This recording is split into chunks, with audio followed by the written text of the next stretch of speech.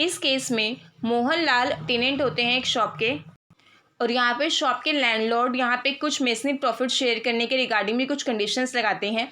इनके अलावा यहाँ पे जो मोहनलाल हैं उनका ये कहना होता है कि ये जो कंडीशंस हैं ये अनरीजनेबल और काफ़ी ज़्यादा हाई है। बट जो मेन इशू यहाँ पे राइज होता है उसका ग्राउंड होता है नॉन पेमेंट ऑफ रेंट, यानी कि मोहनलाल की तरफ से नॉन पेमेंट ऑफ रेंट होता है और सब लेटिंग ऑफ प्रेमिसेस। इन सभी के कारण यहाँ पे इस केस में ये जानना सिर्फ ज़रूरी है कि इस केस में सेक्शन जो 2L है उसमें टेनेंट की डेफिनेशन जो है उसके बारे में बताया गया है, उस पर जो मेन फोकस किया गया है।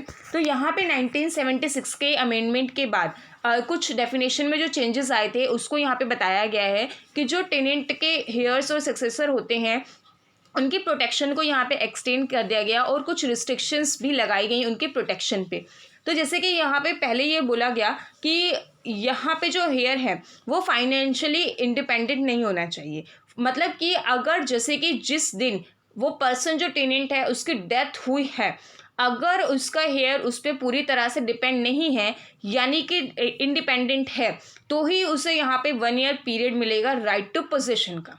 ठीक है, यानी कि मान लीजिए ए है और बी है, ए की डेथ के टाइम पे बी ए पर पूरी तरह से डिपेंड नहीं था, यानी कि सेल्फ डिपेंड था, फाइनेंशियली इंडिपेंडेंट था, तो बी को यहाँ पे 1 साल का टाइम मिलेगा राइट टू पोजीशन, ठीक है, रहने का उसको टाइम मिलेगा। और दूसरी चीज़ यहाँ पे इस केस में ये बताई गई कि जो हेयर्स होंगे वो 4 क्लासेस में डिवाइड होंगे।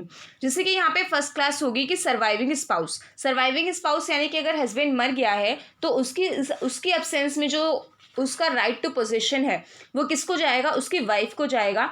और उसके बाद यहाँ पे इनकेस वाइफ नहीं है तो सन और डॉटर को जाएगा।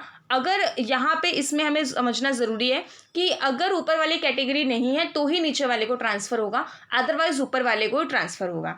फिर थर्ड में बोला गया पेरेंट्स को कि अगर स्पाउस भी नहीं है, सन और डॉटर भी नहीं है तो पेरेंट्स को जाएगा। इनकेस में पेरेंट्स भी नहीं है तो विडो को जाएगा। विडो कौन होगी, जो प्रीडिक्सिस सन उसकी वाइफ यानी कि बेटे की जो पत्नी है वो। और इसके बाद यहाँ पे उनको यहाँ पे right to continue in position मिलेगा, उस पोजीशन में रहने का।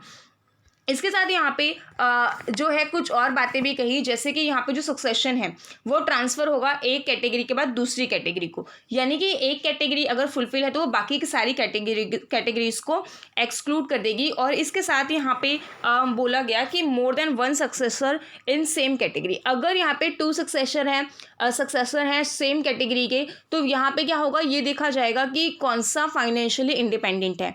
मान लीजिए एक फाइनेंशियली इंडिपेंडेंट था, एक फाइनेंशियली डिपेंडेंट था, तो फाइनेंशियली जो इंडिपेंडेंट होगा वो राइट टू कंटिन्यू पोजीशन इस्तेमाल करेगा सिर्फ 1 साल के लिए, लेकिन जो फाइनेंशियली डिपेंडेंट था वो पूरे कंटिन्यू टाइम तक रहेगा यहाँ पे। और इसके साथ यहाँ पे इस चीज़ को देखा जाएगा यानी कि फाइनेंशियली इंडिपेंडेंसी बहुत ज़रूरी है राइट टू पोजीशन के लिए 1 साल के लिए।